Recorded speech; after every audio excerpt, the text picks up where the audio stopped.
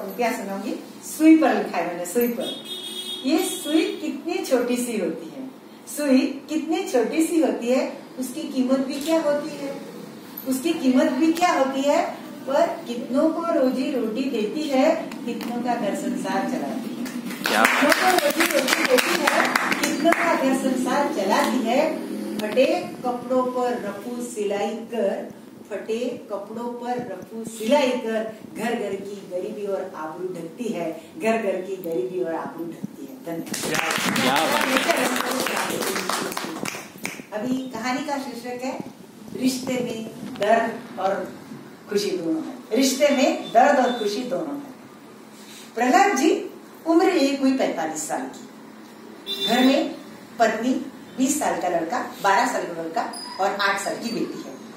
वो नौकरी करते हैं प्राइवेट फर्म में, प्लस घर का खर्च चलाने के लिए शाम को कहीं नौकरी पर भी जाते हैं, पार्ट टाइम ड्यूटी भी करते हैं। तो ऐसा था कि घर में पहला बेटा होने के बाद 7-8 साल तक कोई दूसरी संतान नहीं हुई, तो उनका पहला बेटा उनकी आंख का तारा, जिगर का टुकड़ा था और उसका हर लाड़ पूरा करते थे। उसको जो चाहिए वो उसकी फरमाइश खुद सर आंखों पर। और ये पत्नी को बिल्कुल पसंद नहीं था। वो बार बार कहती थी कि तुम उसको बिगाड़ रहे हो, बार बार पैसे दे रहे हो, बिगाड़ रहे हो, वो बुढ़ापे का सहारा नहीं बनेगा। और अभी दूसरे 2 बेटों का भी, बच्चे का जीवन बनाना है, एक लड़का एक लड़की, उनका भी जीवन बनाना है, तो इतने पैसे मत दो। तो वो प्रहलाद जी कहते थे रहने दे, मैं बैठा हूँ, तू चिंता मत कर, मैं दूंगा, तू चिंता मत कर। बार बार ऐसे ही कह देते थे। एक दिन ऐसे ही वो नौकरी पर जाने के लिए तैयार हो रहे थे। बेटा आया और बोला, बाबूजी मुझे 2,500 रुपए चाहिए। माँ फटाक से बोली, काय को चाहिए 2,500 रुपए? समझता नहीं महीना आकर है। नहीं 2,500। फिर पूछा काय को चाहिए? बोला बाबूजी ऐसा है ना, हमारी BSc की परीक्षा खत्म हो गई है और सब कोई लड़के फॉरेन जा रहे हैं, कोई कॉलेज छोड़ रहा है, कोई हॉस्टल छोड़ रहा है, तो हम गेट टुगेदर पार्टी इंजॉयमेंट करना चाहते हैं, तो पैसे चाहिए। बाबूजी ने बोला अच्छा जा ले ले, मेरे पर्स में से ले ले, पर्स में नहीं होंगे तो कपाट में से ले ले। फिर पत्नी की नाक भोल चढ़ गई, गुस्से में बड़बड़ाती हुई चली गई, मेरी थोड़ी ना सुनने वाले हो, तुम मेरे को सब पता है, करो करो करो बेटे के लाड़ करो, जो करना। गुस्से में बड़बड़ाती हुई अपने कमरे में चली गई। वो पैसा लेकर बाबूजी नौकरी पर चले गए, अपना टिफिन और दो नौकरी करने के लिए चले गए। शाम को बेटा अप टू डेट बन ठन के अच्छे कपड़ों में सब दोस्तों के साथ मोटरसाइकिल पर सब गए और गांव शहर के थोड़ी दूर like resort cum hotel cum restaurant cum parking everything सब तस्वीर वगैरह सब वहाँ पार्टी करने के लिए चले गए। 6-6:30 का समय था। स्टार्टर, ब्रेकफास्ट, लंच सब तैयारी सारी की हुई थी। सब आ रहा था एक पर एक, एंजॉय कर रहे थे। 1-1.5 घंटे बाद पीछे से कुछ जोर जोर की जरा आवाज आने लगी।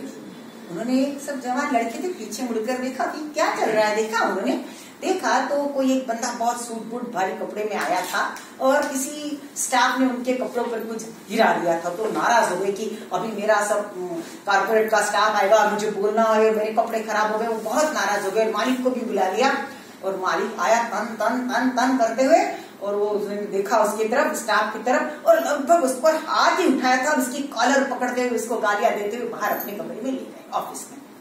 तो लड़कों ने देखा, उनको लगा यार जवान लड़कों को सब रोज का के रेस्टोरेंट में पार्टी में तो हमेशा ही होता है, चलो छोड़ो। फिर से अपना पार्टी एंजॉयमेंट करने लग गए। 9:30 10:30 का समय हो गया।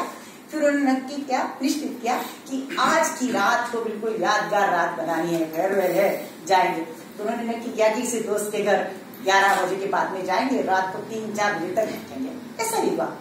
इधर प्रहलाद जी और उनकी पत्नी 1 बज गया, 2 बज गए, 3 बज गए, बेटा नहीं आया तो चिंता में पड़ गए। क्या हो गया? बरामदे से रूम में से बेडरूम में से हॉल में, इधर से उधर चक्कर लगा रहे थे, बेचैन हो गए, क्यों नहीं आया। फोन लगाया तो साइलेंट या नो रिस्पॉन्स। फिर सोचा कि चलो भाई मजाक कर रहे होंगे, ठीक है। सुबह के 6 बज गए, 7 बज गए, 8 बज गए। फिर उनको लगा कि शायद पूरी रात जगे होंगे तो आएगा 12-1 बजे तक। 12 बजे तक बेटा नहीं आया। फिर किसी को फोन लगाया तो वहां से बेटे दूसरे दोस्त ने कहा, सर वो तो 11-12 बजे हमारी पार्टी छोड़कर चला गया था, हमें नहीं पता वो कहाँ गया, सिर्फ घर पर आया और चला गया। अब तो पिताजी का दिल धड़क उठा कि कहाँ चला गया बेटा। 4 बजे तक नहीं आया तो पुलिस थाने में FIR दर्ज कराई। उन्होंने बोला ठीक है, ढूंढते हैं, 2 दिन में आपको पता कर देंगे। 1 दिन, 2 दिन, 4 दिन, 2 महीने, 4 महीने, 6 महीने, 10 साल तक बेटा घर नहीं आया। पति पत्नी रोज राह देखते, केदारनाथ के दर्शन किए, वैष्णो देवी पर चढ़े, कितने मजार पर चढ़े, कितनी मन्नतें रखी, पर बेटा नहीं आया। कभी कभी प्रहलाद जी पत्नी पर नाराज हो जाते, खूब चिढ़ते। अब तुम्हारी छाती में ठंडक हुई, हमेशा कहती थी पैसा पैसा पैसा मांगता है, चिढ़ती थी ना, अब बोलो आएगा पैसा मांगने, बार बार ऐसा चिढ़ते उसको, बेचारी दुख क्या घूट के आंसू पी करके रह जाते। समय गुजरता गया, वो 55 साल के हुए थे, थक गए थे, पर एक फायदा था, दूसरा छोटा मोटा बीएससी करके वो 22 साल का हो गया था और वो बहुत समझदार हो गया। वो पिताजी से पैसे नहीं मांगता था, बिल्कुल मांगता नहीं था, ऐसा नहीं। अब उस दिन वो तैयार होकर के ऑफिस में गए। ऑफिस में जैसे ही वो रजिस्टर में सिग्नेचर करने के लिए नीचे झुके तो रिसेप्शनिस्ट ने कहा, सर सर रुकिए रुकिए रुकिए रुकिए, आपको इस रजिस्टर पर सिग्नेचर नहीं करना है। वो देखने लगे क्या बोल रही, आपको सर ये रेजिग्नेशन लेटर पे सिग्नेचर करना है। बाप रे, उनकी तो पैरों तले की जमीन खिसक गई, क्या बात है। उन्होंने बोला, बेटा मेरा नहीं होगा, ये किसी दूसरे का होगा, तुम गलती से मुझे बुला रही हो, मैंने रेजिग्नेशन नहीं दिया, मुझे तो नौकरी की जरूरत है। सर मुझे स्पेशली कहा है कि मैं आपके हाथ में दूं और आपको कहूं कि आपको आज से नौकरी पर आने की जरूरत नहीं। उनको लगा, पर बेटा मुझे तो नौकरी की बहुत जरूरत है, मेरे तो अभी 2 बच्चों को पढ़ाना है, उनकी शादी करनी है, बुढ़ापे के लिए पैसा जमा करना है मुझे। सर अगर आपको इतना ही है तो आप मालिक से बात कर लीजिए, आज बैठे हैं ऑफिस में। ठीक है मैं जाता हूँ। आहिस्ता आहिस्ता आहिस्ता वे दरवाजे पर गए, नॉक किया, अंदर से आवाज आई, कमिंग। ऐसे अंदर गए, ऐसा पार्टीशन था यूं, और सर पीछे करके बैठे हुए थे ओनर जो थे, उनके पास सर आइए आइए प्रहलाद जी आइए, सर आइए, ऐसा कहा उन्होंने, सर आइए, नाम नहीं लिया, आइए सर आइए, रिस्पेक्ट दिया, जवान था बेटा से, आइए। उन्होंने कहा, सर मैंने रेजिग्नेशन नहीं दिया है सर, पर मैंने तो आपका एक्सेप्ट कर लिया है, आपको आज से नौकरी पर आने की जरूरत नहीं है। सर ऐसा मत कीजिए सर, मुझे नौकरी की बहुत जरूरत है सर, मेरे को बच्चों को पढ़ाना है, अभी बुढ़ापे के लिए पैसा जमा करना है, अभी मैं इतना बूढ़ा कहाँ हुआ सर, मुझे नौकरी से मत निकालिए सर, मुझे नौकरी से मत निकालिए। नहीं सर मैंने कहा ना, इस कुर्सी को अब आपकी जरूरत नहीं है। सर ऐसा मत कीजिए सर, मैंने कहा ना सर, आपने बहुत साल नौकरी कर ली, अब आप घर जाकर आराम कीजिए, थोड़ा आपके बच्चों को भी खटने दीजिए, मेहनत करने दीजिए, उनको भी तो मालूम पड़े कैसा आता है पैसे, अब आप घर जाइए आराम कीजिए। उनको समझ गया कि अब दाल नहीं करने वाली। वो जैसे ही मुड़े, दरवाजा खोलने के लिए हैंडल पकड़ा, फिर आवाज आई, इधर आइए सर, इधर आइए। वो गया, चुपचाप हाथ जोड़ के खड़ा रहा, डर रहे थे अंदर से, पता नहीं क्या गलती होगी, प्रोविडेंट फंड में से पैसे काट लेंगे, क्या करेंगे, क्या बोलेंगे, पता नहीं। चुपचाप नीचे गर्दन करके खड़ा रहा। वो लड़का धीरे से खड़ा हुआ और उसने कहा, सर आपकी आज से वो कुर्सी नहीं, ये कुर्सी आपकी है, आज से आप इस कुर्सी पर बैठेंगे। और उसने उनके पांव पकड़ लिए। एकदम वो घबरा गए प्रहलाद जी, सर ऐसा मत कीजिए सर, मुझे पाप में मत डालिए, आप इतने बड़े बॉस होकर मेरे पाँव मत पकड़िए सर, प्लीज उठ जाइए सर। और उसने दोनों कंधों से सर को ऊपर उठाया और जैसे ही सामने देखा, सालों से जो बंद आंखें थी वो फड़फड़ा कर रो पड़े, दोनों एक दूसरे के गले लग गए। कहाँ चला गया था बेटा तू, तुझे मैंने कितने साल ढूंढा, कहाँ चला गया तू।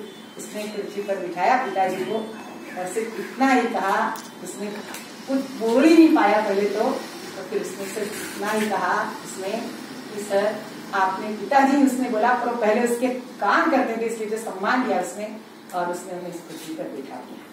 तो आपको इस ख्याल में आया कि ये क्यों हुआ? क्योंकि जो रेस्टोरेंट में उस दिन उसने देखा कि जो जिस बंदे को खींच करके जो मालिक ले जा रहा था वो उसके पिताजी थे, और वो उसको अपने प्रति इतनी ग्लानि हुई कि उसने उसी दिन निश्चय कर लिया कि मैं आज से उसे लगा कि मुझे पैसा देने के लिए पिताजी कितना हल्के काम करते हैं, कितना अपमान सहते हैं मेरे लिए, और उसने निश्चय कर लिया कि मैं आज से पिताजी से पैसा नहीं मांगूंगा। और साथ में ये भी निश्चय किया उसने कि जिस बंदे ने अपने पिता का अपमान किया है उनसे वो बदला लेकर रहेगा। और उसने पिताजी को कुर्सी, मालिक की जो कुर्सी थी, उसने इतनी मेहनत की कि वो रिसोर्ट खरीद लिया उसने, और वो कुर्सी उसने अपने पिता को। तो रिश्तों में दर्द भी होता है, खुशी भी होती है। वो दर्द ही उसको ले गया उस जगह पर। उसने क्या नहीं किया होगा, आप सोचो, एक लड़का जो रातों रात घर से निकल गया होगा तो उसने कितनी तकलीफें उठाई होगी 10 साल, तब उतना पैसा कमाया कि वो रिसोर्ट खरीद सका। तो ऐसा है कि मुझे हर खुशी देने के खातिर अपनी एक एक ख्वाहिश मारता है जो, मुझे हर खुशी देने के खातिर अपनी एक एक ख्वाहिश मारता है जो, ईश्वर ने दिया एक अद्भुत तोहफा मुझे, मेरे अनमोल पिता है जो, मेरे अनमोल